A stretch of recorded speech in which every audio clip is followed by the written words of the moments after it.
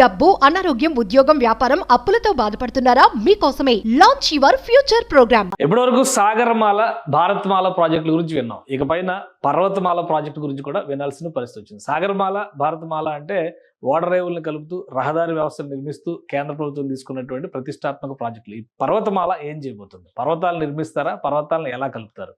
So దానికి ఒక answer చెప్పేటువంటి ప్రయత్నం చేద్దాం. క్లియర్గా కేంద్ర ప్రభుత్వం ఒక డెసిషన్ తీసుకుంది. రోప్వేల నిర్మాణం దేశవ్యాప్తంగా పెద్ద ఎత్తున చేపట్టాలి. దానిలో భాగంగానే ఈ పథకాన్ని ప్రారంభించాలి. పర్వతమాల అనేటువంటి ప్రాజెక్ట్ని, ఈ ప్రాజెక్టులో భాగంగా మొదటి ప్రాజెక్ట్ని అప్రూవ్ చేసింది కేంద్ర ప్రభుత్వం. కేదార్నాథ్కి వెళ్ళేటువంటి భక్తులకి ఒక శుభవార్తగా దీన్ని చూడాల్సి ఉంటుంది. దాని విశేషాలు ఏంటో ఒకసారి విశ్లేషించేటువంటి ప్రయత్నం చేద్దాం. ఇది కేదార్నాథ్కి సంబంధించినటువంటి టెంపుల్. చాలా మంది ముఖ్యంగా హిందువులకి ఒక పవిత్రమైనటువంటి దీని కింద భావించేటువంటి ప్రదేశం. దీనికి సంబంధించినటువంటి నిర్ణయం కేంద్ర ప్రభుత్వం తీసుకుంది. అధికారికంగా ఈ ప్రకటన రోప్వే వేసేటువంటి ప్రకటనని కేంద్ర మంత్రి, సమాచార శాఖ మంత్రి అఫీషియల్గా అనౌన్స్ చేశారు. ఇది ప్రాజెక్టుకి సంబంధించినటువంటి నమూనా. మొత్తం 12 కిలోమీటర్ల మేర నిర్మించేటువంటి ప్రాజెక్ట్ ఇది. పైకి, కొండపైకి, అంటే భారతదేశంలో చాలా చోట్ల కొండలపైనే పుణ్యక్షేత్రాలు ఉన్నటువంటి మాట వాస్తవం. దాన్ని రీచ్ అయ్యేటువంటి క్రమంలో ఇప్పటికి కూడా సెంటిమెంట్గా ఫీల్ అవుతూ భక్తులు నడిచి వెళ్ళేటువంటి సంప్రదాయం ఆనవాయితీ ఉంది. దీన్ని బ్రేక్ చేసేటువంటి క్రమంలో ముఖ్యంగా దివ్యాంగులు, వయోవృద్ధులు వీళ్ళని దృష్టిలో పెట్టుకొని చూసినప్పుడు దేశవ్యాప్తంగా ఇలాంటి ప్రఖ్యాత క్షేత్రాలని పర్యాటకంగా కూడా అభివృద్ధి చేయాలంటే రోప్ వేలను నిర్మించాలనేటువంటి ప్రతిపాదనని కేంద్ర ప్రభుత్వం చేసింది. అందులో భాగంగానే ఈ పర్వతమాల అనేటువంటి నామకరణం చేస్తూ ఈ ప్రాజెక్టుని డిసైడ్ చేశారు. సో ఈ ప్రాజెక్టులో భాగంగా మొదటి ప్రాజెక్టు నిర్మిస్తున్నది ఇక్కడ మనం చూస్తున్నాం. సోన్ ప్రయాగ్ నుంచి కేదార్నాథ్కి వెళ్ళేటువంటి మార్గం మొత్తం చూస్తే 12.9 కిలోమీటర్ల మార్గంగా గుర్తించారు. దీనికి వెళ్ళేటువంటి క్రమంలో కాలినడకన వెళితే ఎంత సమయం పడుతుంది, అలానే దీన్ని రోడ్డు పైన వెళితే ఎంత సమయం పడుతుంది, వీటన్నిటిని కూడా అంచనాలు వేశారు. మందాకిని నదిని దాటి జరిగేటువంటి ప్రయాణం ఇది. సోన్ ప్రయాగ్ నుంచి గౌరీకుండ్ వరకు రహదారి వ్యవస్థ కొంతవరకు అందుబాటులో ఉంటుంది, ఒక 6 కిలోమీటర్ల మేర. ఆ పైనుంచి మొత్తం అంతా కూడా కాలినడకన నడవాల్సిందే. సో ఇదంతా కూడా 16 కిలోమీటర్ల మేర ఈ పాదయాత్ర చేసేటువంటి పరిస్థితి ఉంటుంది కొండపైకి. దీనికి ఒక పరిష్కారాన్ని తీసుకొచ్చేటువంటి ప్రయత్నం కేంద్ర ప్రభుత్వం చేసింది. సోన్ ప్రయాగ్ నుంచి కేదార్నాథ్ టెంపుల్ ధామ్ వరకు కూడా ఇక్కడ రోప్వే నిర్మించాలి. 12.9 కిలోమీటర్ల మేర ఈ రోప్వే నిర్మాణం జరగాల్సినటువంటి అవసరం ఉంటుందని క్లియర్గా కేంద్ర ప్రభుత్వం దీనికి ఫైనల్ అప్రూవల్ ఇచ్చేసింది. సో ప్రాజెక్ట్ కాస్ట్ ఎంత అవుతుంది, ఎప్పటిలోగా నిర్మిస్తారు, ఒకసారి ఆ వివరాలు కూడా తెలుసుకునే ప్రయత్నం చేద్దాం. కేంద్ర మంత్రి అశ్విని వైష్ణవ్ అధికారికంగా కేబినెట్ డెసిషన్స్ ని అనౌన్స్ చేశారు. అందులో భాగంగానే ఈ ప్రాజెక్టుకు సంబంధించినటువంటి విశేషాలని ప్రకటించారు. దీంతో పాటు మరొక ప్రాజెక్టు కూడా, చార్ధామ్ యాత్రలో చాలా కీలకమైనటువంటి ఘట్టాలు ఉన్నాయి. ఇవన్నీ కూడా ఉత్తరప్రదేశ్, ఉత్తరాఖండ్ లో ఉన్నటువంటి పుణ్యక్షేత్రాలే. సో దీనికి సంబంధించినటువంటి వివరాలని కూడా అనౌన్స్ చేశారు. మొత్తం 8 నుంచి 9 గంటల కాలిబాటను నడిచేటువంటి ప్రయాణాన్ని 36 నిమిషాలకు తగ్గించబోతుంది ఈ రోప్వే మార్గం కనుక అందుబాటులోకి వస్తే. సో దీన్ని దృష్టిలో పెట్టుకొని కేంద్ర ప్రభుత్వం దీనికి అప్రూవల్ ఇచ్చింది. అలానే environmental friendly, comfortable, fast connectivity ఉంటుంది. చార్ధామ్ యాత్రని ప్రమోట్ చేయడానికి ఇది అత్యవసరంగా ఉపయోగపడుతుంది. ఎందుకంటే హిందువులకి పవిత్రమైనటువంటి యాత్ర ఇది. ఉత్తరాఖండ్, ఉత్తరప్రదేశ్లో ఉన్నటువంటి 4 పుణ్యక్షేత్రాలని దర్శించుకునేటువంటి యాత్ర. రిషికేశ్ ఇవన్నీ కూడా ఇందులోకి వచ్చేటువంటివే. సో చార్ధామ్లో ముఖ్యమైనది కేదార్నాథ్ యాత్ర. దానికి సంబంధించినటువంటి పిలిగ్రిమ్స్ 6 నెలల పాటు ఈ యాత్రలో పార్టిసిపేట్ చేయడం కోసం ప్రయత్నాలు చేస్తారు. ఇప్పుడు అవంతా కూడా, ఆ స్ట్రెస్ అంతా కూడా తగ్గుతుంది. సో జనరేట్ ఎంప్లాయ్మెంట్ ఆపర్చునిటీస్, ఇది కూడా యాత్రకు సంబంధించి అవకాశాలు పెరుగుతాయి. ఓల్డ్ పీపుల్కి, దివ్యాంగజన్కి ఉపయోగం ఉంటుంది అనేటువంటిది అనౌన్స్ చేశారు. ఓవరాల్గా ఈ ప్రాజెక్టుకి అయ్యేటువంటి ఖర్చును కూడా కేంద్ర ప్రభుత్వం అంచనా వేసింది. 4,000 కోట్ల రూపాయల వరకు ఖర్చు అయ్యేటువంటి అవకాశం ఉంది. వాటికి కేంద్రం అప్రూవల్ ఇచ్చినటువంటి నేపథ్యంలో నిర్మాణ ప్రక్రియ విషయంలో ముందుకు వెళ్లాలనేటువంటి డెసిషన్ని కేంద్ర ప్రభుత్వం తీసుకుంది. మొత్తం 4,000 కోట్ల రూపాయల వరకు దీనికి సంబంధించినటువంటి ఎక్స్పెండిచర్ జరగబోతుంది. ఇది ముఖ్యంగా ఇక్కడ విరాసత్ భీ హై, వికాస్ భీ హై అనేటువంటి ఒక నినాదంతో, అంటే సంస్కృతిని కాపాడుకోవడంతో పాటు అభివృద్ధిని సాధించడం అనేది లక్ష్యంగా పర్వతమాల ప్రాజెక్ట్ని కేంద్ర ప్రభుత్వం అప్రూవ్ చేసింది. ఈ ప్రాజెక్టుకు సంబంధించినటువంటి వివరాలను అనౌన్స్ చేసేటువంటి క్రమంలో అశ్విని వైష్ణవ్ ఇచ్చినటువంటి డేటా 4,081 కోట్ల రూపాయలని ఈ రోప్వే నిర్మాణం కోసం వెచ్చించబోతున్నారు. మొత్తం ట్రావెల్ జర్నీ తగ్గిపోవడం అనేది ఇందులో చాలా ముఖ్యమైనటువంటి అంశం అవుతుంది. దీంతో పాటు మరొక ప్రాజెక్టు పైన కూడా కేంద్ర ప్రభుత్వం క్లారిటీ ఇచ్చేసింది. ఇది 12 కిలోమీటర్లు నిర్మించేటువంటి గోవింద్ ఘాట్ నుంచి హేమ్కుండ్ సాహిబ్ వరకు జరిగేటువంటి రోప్వే నిర్మాణం. దీనికి కూడా కేబినెట్ అప్రూవల్ ఇచ్చింది. సో ఈ ప్రాజెక్టు పరిస్థితి ఒకసారి మనం చూద్దాం. ఇది సిక్కులకి కీలకమైనటువంటి పవిత్రమైనటువంటి ప్రదేశంగా భావిస్తారు. ఈ దర్శనం కోసం దాదాపు 10 గంటల పాటు నిరీక్షించేటువంటి పరిస్థితి ఉంటుంది. అది పూర్తిగా 4 గంటలకు తగ్గిపోయేటువంటి అవకాశం ఉంటుంది. సో దాన్ని దృష్టిలో పెట్టుకొని ఉత్తరాఖండ్లో ఈ రోప్వే యాక్ట్ 2014 అనేటువంటి యాక్ట్ తీసుకొచ్చారు. దాని ప్రకారం ఇవన్నీ కూడా, ఈ ఆపర్చునిటీస్ అన్నీ కూడా ఉత్తరాఖండ్కి ఎక్కువగా కలిసి వచ్చేటువంటి అవకాశాలుగా కేంద్ర ప్రభుత్వం చెబుతుంది. అంటే 2 చోట్ల ఈ ప్రాజెక్టుకి సంబంధించి కూడా దాదాపు 2000 కోట్ల రూపాయల ఎక్స్పెండిచర్ అవుతుంది. ఇది 2 దశలుగా నిర్మాణం చేసేటువంటి ప్రాజెక్ట్ అవుతుంది. గోవింద్ ఘాట్, అలానే గోవింద్ ఘాట్ నుంచి నిర్మాణం జరిగేటువంటి 2 గోవింద్ ఘాట్, గంగారియా ఒక దగ్గరకి, మరి తర్వాత అక్కడి నుంచి హేమకుండ్ సాహిబ్ వరకు కూడా ఈ రోప్వే 2 స్టేజ్లుగా ఈ నిర్మాణం జరుగుతుంది. మొత్తం అందుకే 12 కిలోమీటర్ల మేర ఈ రోప్వే నిర్మాణం వస్తుంది. బద్రీనాథ్ని కనెక్ట్ చేసేటువంటి ముఖ్యమైనటువంటి పర్యాటక, అంటే చార్ధామ్లో వచ్చేటువంటి భాగమే ఇది కూడా. చార్ధామ్లో వచ్చేటువంటి యాత్ర కింద మనం చూస్తాం కాబట్టి దూర ప్రాంతాల నుంచి, దేశంలో అనేక సుదూర ప్రాంతాల నుంచి వచ్చేటువంటి ప్రయాణికులు కూడా ఇక్కడ ప్రధానంగా కొండలు ఎక్కడానికి, ఆ పర్వతాలు ఎక్కడానికి సమయం అంతా కూడా వృధా అయిపోయేటువంటి పరిస్థితి ఉంటుంది. ఇక దాన్ని నివారించేటువంటి క్రమంలో మొదటి ఫేజ్లో చేసేది 10.55 కిలోమీటర్ల మేర రోప్వే నిర్మాణం జరుగుతుంది. గంగా ఘాట్ నుంచి గంగారియా వరకు జరిగేటువంటి నిర్మాణం ఇది. తర్వాత పైన ఎగువ అక్కడి నుంచి చూస్తే కనుక హేమకుండ్ సాహిబ్కి 1.85 కిలోమీటర్స్ వరకు పడుతుంది. ఇక్కడ హేమకుండ్ సాహిబ్లోనే గురు గోవింద్ సాహిబ్, అంటే సిక్కుల 10వ మత గురువు, అక్కడ ధ్యానం చేశారనేటువంటిది ప్రతిదీ. కాబట్టి సిక్కులు కూడా ఈ ప్రాంతాన్ని దర్శించడానికి ప్రాధాన్యం ఇస్తారు. ఈ 2 అంశాలను దృష్టిలో పెట్టుకొని కేంద్ర ప్రభుత్వం పర్వతమాల ప్రాజెక్టు కింద ఈ 2 ప్రాజెక్టులకి అప్రూవల్ ఇచ్చింది. ఈ ప్రాజెక్టులో భాగంగా దాదాపు 6,500 కోట్ల రూపాయలు రోప్వేల నిర్మాణానికే ఖర్చు పెట్టబోతున్నారు. ఈ రోప్వే నిర్మాణానికి సంబంధించి, హేమకుండ్ సాహిబ్ రోప్వే నిర్మాణానికి సంబంధించి 2,730 కోట్ల రూపాయలని ఖర్చు చేస్తుంది కేంద్ర ప్రభుత్వం. దీనికి అప్రూవల్ ఇచ్చింది. అలానే గురుద్వారాకి సంబంధించి గురు గోవింద్ సాహిబ్ అక్కడ ధ్యానం చేసినటువంటి గురుద్వారా దగ్గర కూడా ప్రత్యేకమైనటువంటి సదుపాయాలు కల్పించాలని చెప్పిన కేంద్ర ప్రభుత్వం నిర్ణయించింది. ఓవరాల్గా ఈ ప్రాంతం మొత్తాన్ని కూడా ప్రముఖ పర్యాటక క్షేత్రాలుగా తీర్చిదిద్దేటువంటి ప్రయత్నాల్లో భాగంగానే పర్వతమాల ప్రాజెక్ట్ని టేకప్ చేసింది. ఇక తెలుగు రాష్ట్రాల గురించి ఆలోచించినప్పుడు ఈ ప్రాజెక్టు కేంద్ర ప్రభుత్వం ఇచ్చేటువంటి స్కీమ్స్లో భాగంగా జరుగుతుంది. కాబట్టి తెలుగు రాష్ట్రాల్లో ఇటువంటి రోప్వే ప్రాజెక్టులు వేయడానికి ఎక్కడెక్కడ అవకాశం ఉన్నాయి, ప్రధానంగా ఆలయాలకు సంబంధించి టెంపుల్ టూరిజంను దృష్టిలో పెట్టుకుని చేసేటువంటి ప్రాజెక్టుగా దీన్ని కేంద్రం అనౌన్స్ చేసింది. కాబట్టి అతి త్వరలో దీనిపైన తెలుగు రాష్ట్రాల్లో కూడా కొంత వర్కౌట్ చేసేటువంటి అవకాశం ఉంటుంది. ఎందుకంటే భారతమాల ప్రాజెక్టుల కింద జాతీయ రహదారుల నిర్మాణం పైన తెలుగు రాష్ట్రాలు ఫోకస్ పెట్టి, సాగరమాల ప్రాజెక్టు కింద ఆంధ్రప్రదేశ్లో నౌకాశ్రయాల నిర్మాణం కూడా ఊపందుకుంటుంది. సో అదే తరహాలో ఈ పర్వతమాల ప్రాజెక్టును కూడా తెలుగు రాష్ట్రాలు ఏ విధంగా సద్వినియోగం చేసుకుంటాయో వేచి చూడాలి.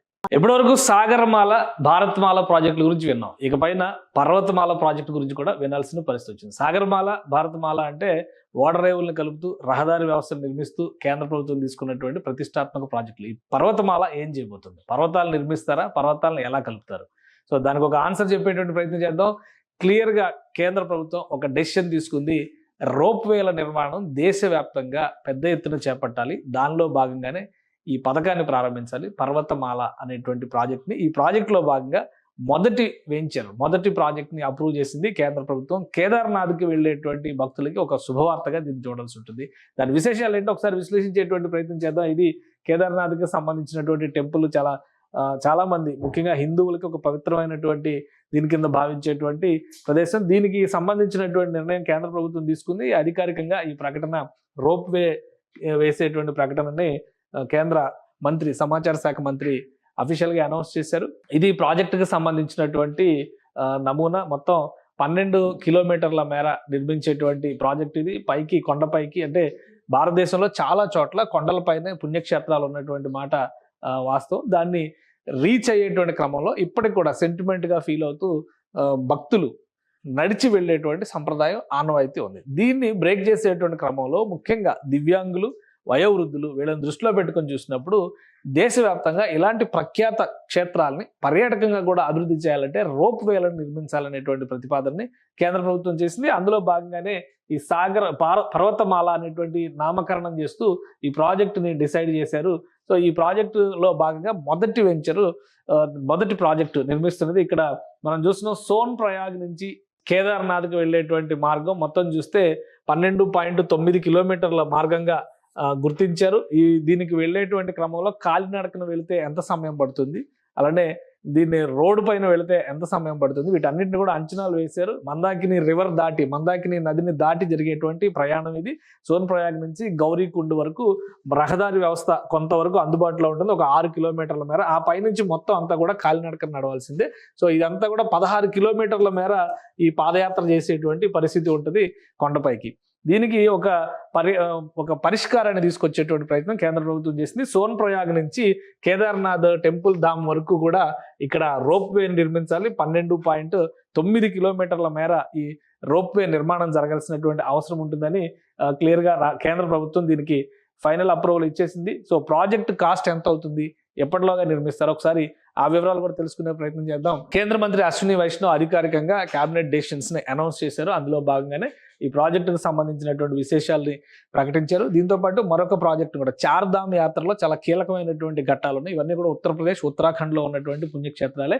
సో దీనికి సంబంధించినటువంటి వివరాలని కూడా అనౌన్స్ చేశారు. మొత్తం 8 నుంచి 9 గంటల కాలిబాటను నడిచేటువంటి ప్రయాణాన్ని 36 నిమిషాలకు తగ్గించబోతుంది ఈ రోప్ వే మార్గం కనుక అందుబాటులోకి వస్తే. సో దీన్ని దృష్టిలో పెట్టుకొని కేంద్ర ప్రభుత్వం దీనికి అప్రూవల్ ఇచ్చింది. అలానే environmental friendly, comfortable, fast connectivity ఉంటుంది. చార్ధామ్ యాత్రని ప్రమోట్ చేయడానికి ఇది అత్యవసరంగా ఉపయోగపడుతుంది. ఎందుకంటే హిందువులకి పవిత్రమైనటువంటి యాత్ర ఇది. ఉత్తరాఖండ్, ఉత్తరప్రదేశ్లో ఉన్నటువంటి 4 పుణ్యక్షేత్రాలని దర్శించుకునేటువంటి యాత్ర. రిషికేశ్ ఇవన్నీ కూడా ఇందులోకి వచ్చేటువంటివే.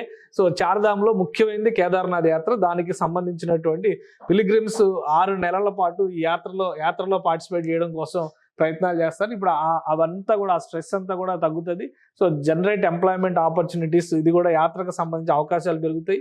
ఓల్డ్ పీపుల్కి, దివ్యాంగజన్కి ఉపయోగం ఉంటుందనేటువంటిది అనౌన్స్ చేశారు. ఓవరాల్గా ఈ ప్రాజెక్టుకి అయ్యేటువంటి ఖర్చును కూడా కేంద్ర ప్రభుత్వం అంచనా వేసింది. 4,000 కోట్ల రూపాయల వరకు ఖర్చు అయ్యేటువంటి అవకాశం ఉంది.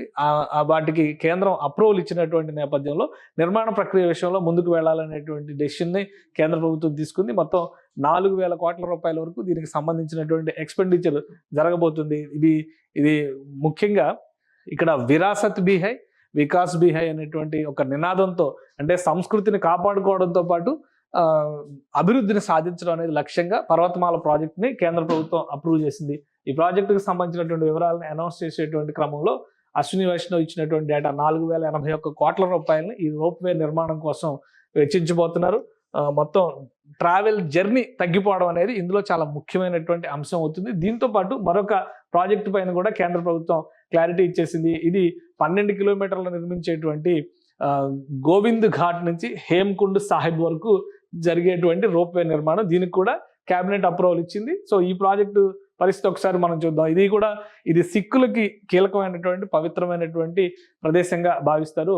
ఈ దర్శనం కోసం దాదాపు 10 గంటల పాటు నిరీక్షించేటువంటి పరిస్థితి ఉంటుంది. అది పూర్తిగా 4 గంటలకు తగ్గిపోయేటువంటి అవకాశం ఉంటుంది. సో దాన్ని దృష్టిలో పెట్టుకొని ఉత్తరాఖండ్లో ఈ రోప్ వే యాక్ట్ 2014 అనేటువంటి యాక్ట్ తీసుకొచ్చారు. దాని ప్రకారం ఇవన్నీ కూడా, ఈ ఆపర్చునిటీస్ అన్నీ కూడా ఉత్తరాఖండ్కి ఎక్కువగా కలిసి వచ్చేటువంటి అవకాశాలుగా కేంద్ర ప్రభుత్వం చెబుతుంది.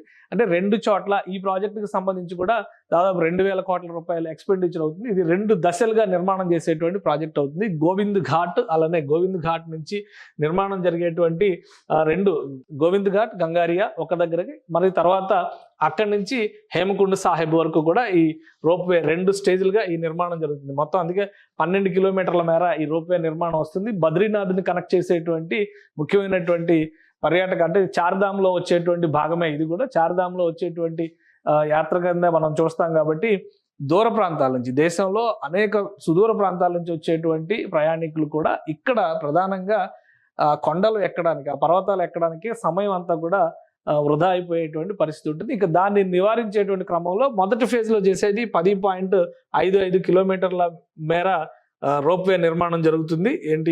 గంగా ఘాట్ నుంచి గంగారియా వరకు జరిగేటువంటి నిర్మాణం ఇది. తర్వాత పైన ఎగువ అక్కడి నుంచి చూస్తే కనుక హేమ్కుండ్ సాహిబ్కి 1.85 కిలోమీటర్స్ వరకు పడుతుంది. ఇక్కడ హేమ్కుండ్ సాహిబ్లోనే గురు గోవింద్ సాహిబ్, అంటే సిక్కుల 10వ మత గురువు, అక్కడ ధ్యానం చేశారనేటువంటిది ప్రతిదీ. కాబట్టి సిక్కులు కూడా ఈ ప్రాంతాన్ని దర్శించడానికి ప్రాధాన్యం ఇస్తారు. ఈ రెండు అంశాలను దృష్టిలో పెట్టుకొని కేంద్ర ప్రభుత్వం పర్వతమాల ప్రాజెక్టు కింద ఈ రెండు ప్రాజెక్టులకి అప్రూవల్ ఇచ్చింది. ఈ ప్రాజెక్టులో భాగంగా దాదాపు 6,500 కోట్ల రూపాయలు రోప్వేల నిర్మాణానికే ఖర్చు పెట్టబోతున్నారు. సో ఈ రోప్వే నిర్మాణానికి సంబంధించి హేమకుండ్ సాహిబ్ రోప్వే నిర్మాణానికి సంబంధించి 2,730 కోట్ల రూపాయలని ఖర్చు చేస్తుంది కేంద్ర ప్రభుత్వం. దీనికి అప్రూవల్ ఇచ్చింది. అలానే గురుద్వారాకి సంబంధించి గురు గోవింద్ సాహిబ్ అక్కడ ధ్యానం చేసినటువంటి గురుద్వారా దగ్గర కూడా ప్రత్యేకమైనటువంటి సదుపాయాలు కల్పించాలని చెప్పని కేంద్ర ప్రభుత్వం నిర్ణయించింది.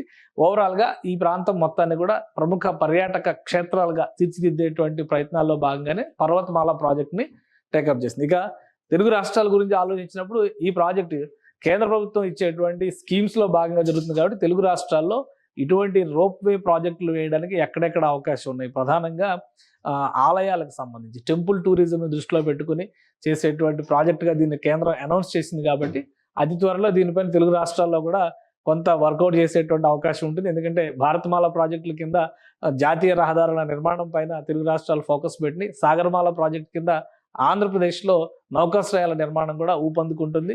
సో అదే తరహాలో ఈ పర్వతమాల ప్రాజెక్టును కూడా తెలుగు రాష్ట్రాలు ఏ విధంగా సద్వినియోగం చేసుకుంటాయో వేచి చూడాలి. సుమన్ టీవీలో మీ పర్సనల్ అండ్ బిజినెస్ ప్రమోషన్స్ కోసం కింది నెంబర్కి కాంటాక్ట్ చేయండి.